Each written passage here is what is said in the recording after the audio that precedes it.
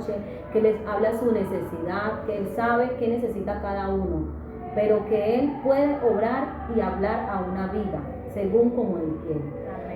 Señor Jesús, tú que eres grande y sublime, maravilloso Rey, eterno Jesús, tú eres bueno, incomparable, no hay nadie que se compare a tu gran amor, a tu bondad, Señor Jesús. Oh Rey amado, hoy estamos delante de ti agradeciéndote por tu gran amor, por tus bendiciones, por tus favores, porque eres un Dios muy misericordioso, porque la Biblia dice que tus misericordias son nuevas cada mañana y grande es tu fidelidad. Hoy queremos, Señor, presentarte a cada uno de los amigos, sus vidas. Hoy queremos, Señor, presentarte su corazón, sus pensamientos, y que seas tú hablando de manera poderosa a cada uno de ellos, que seas tú usando la portadora de la palabra, y seas, Señor, abriendo un corazón, Señor, en esta noche para que tu palabra corra y sea glorificada, bendito Dios. En tu nombre, Jesús. Amén y amén. Bueno, vamos a compartir un texto de la palabra con ustedes, que está en el Evangelio según San Lucas, el capítulo 19, el versículo 5 y 6.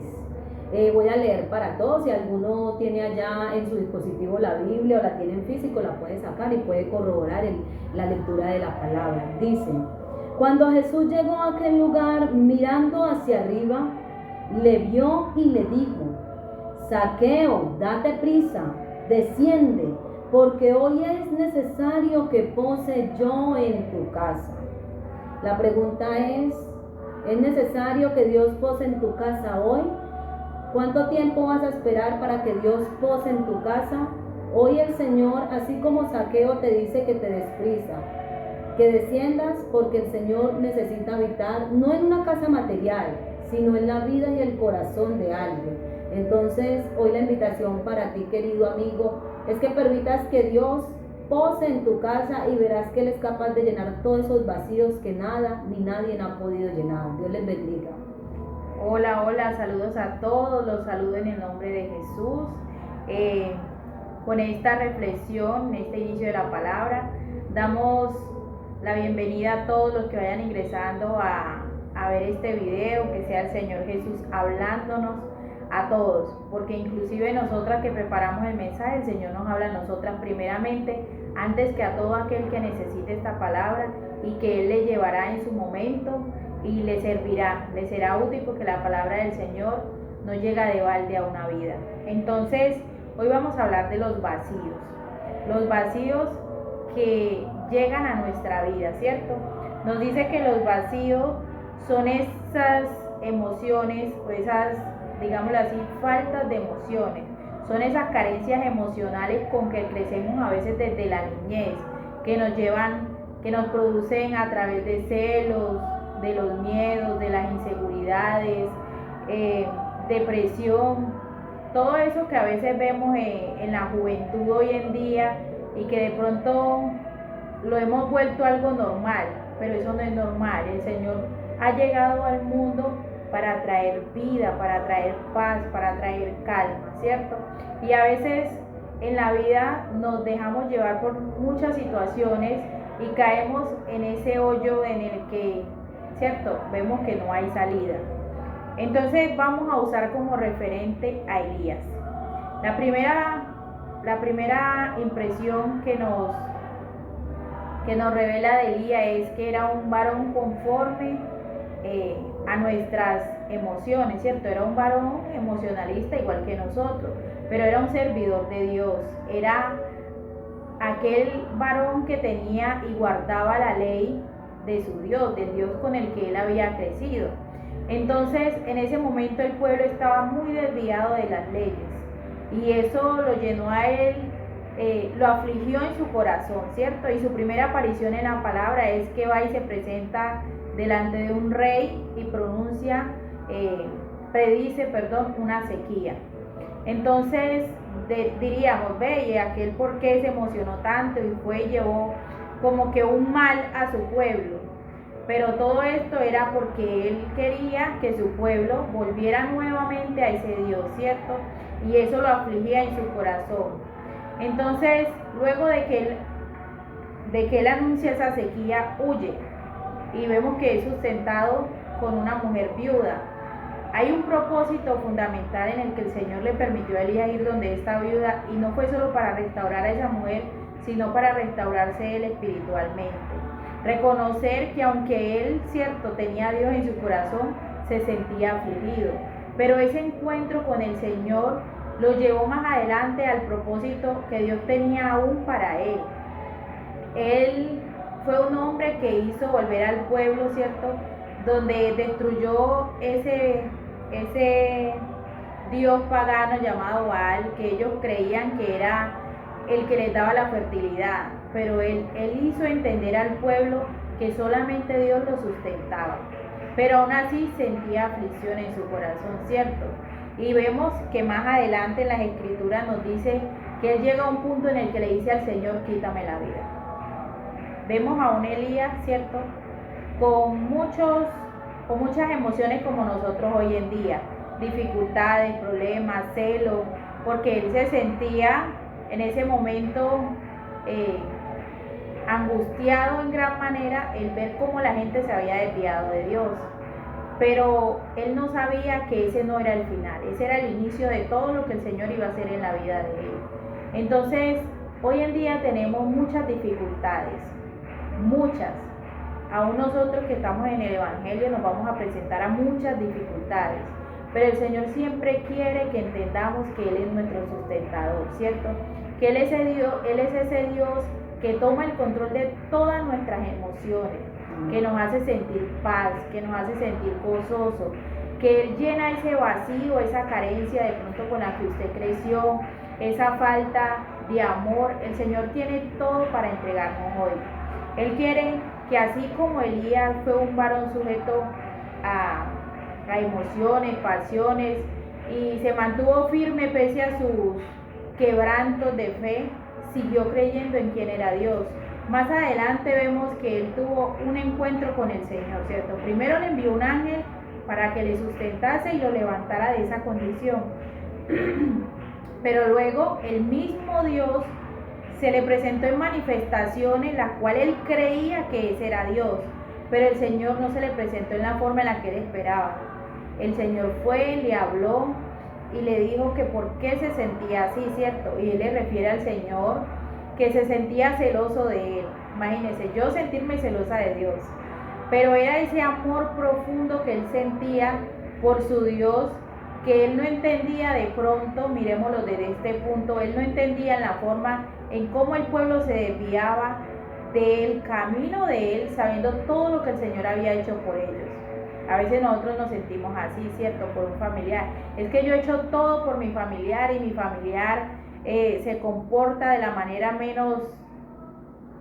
menos agradecida, por decirlo así, nos trata mal o es en vano lo que yo hago.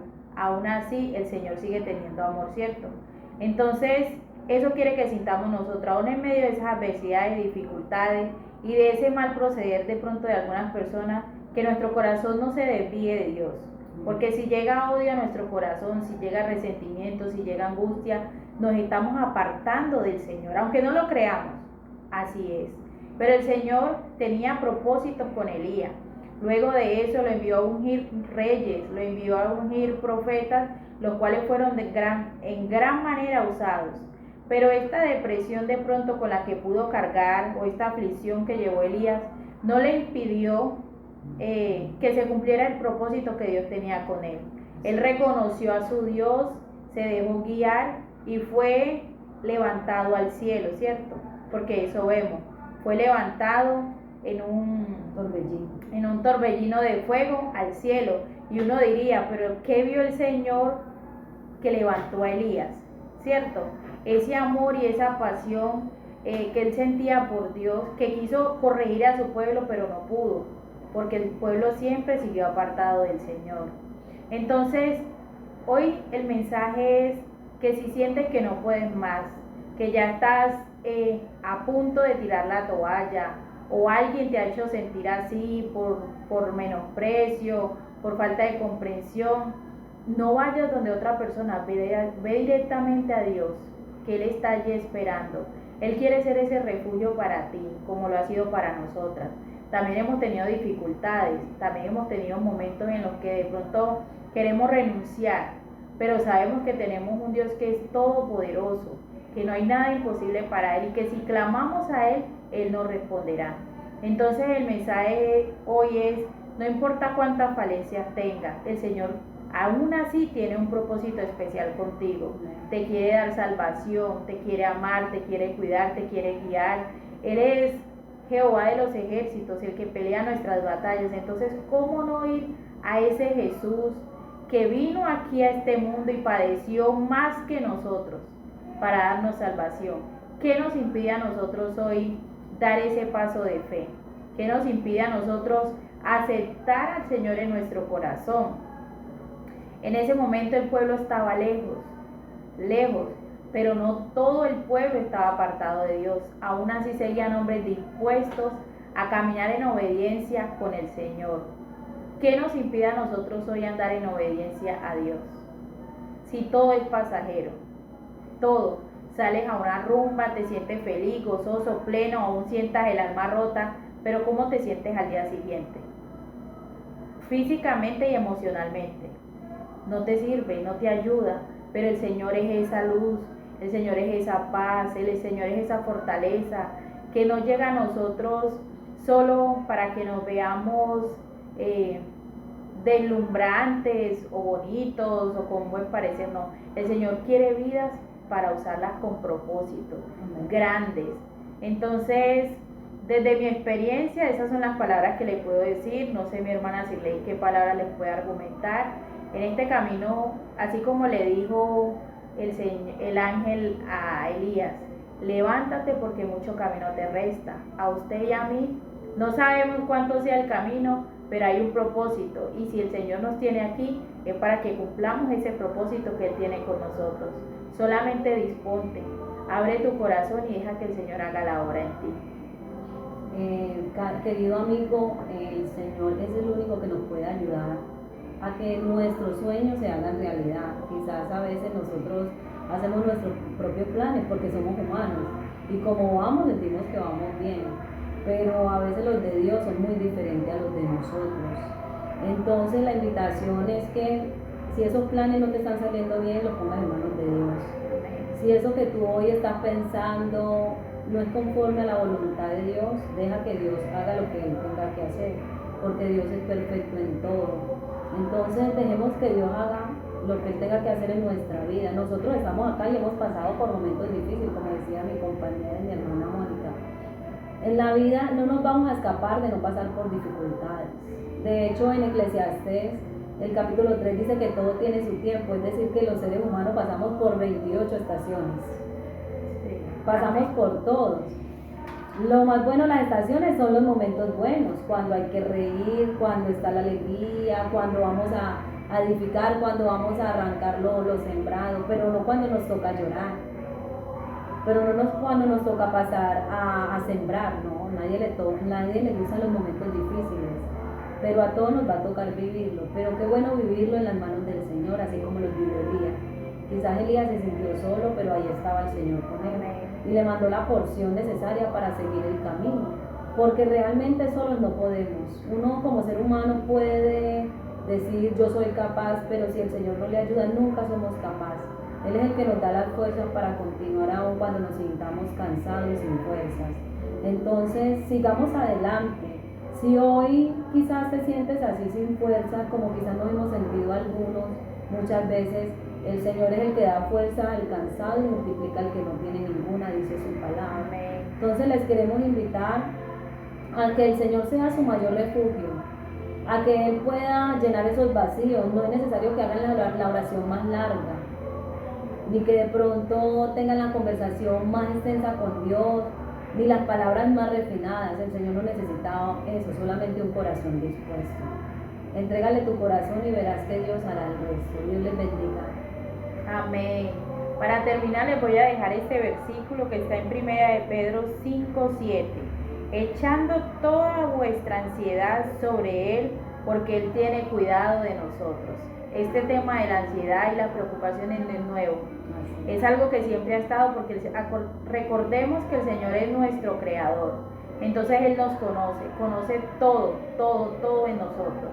Entonces, si Él nos pide que echemos nuestras ansiedades sobre Él, es porque así, como lo dice su palabra, tendrá cuidado de nosotros. Amén, amén.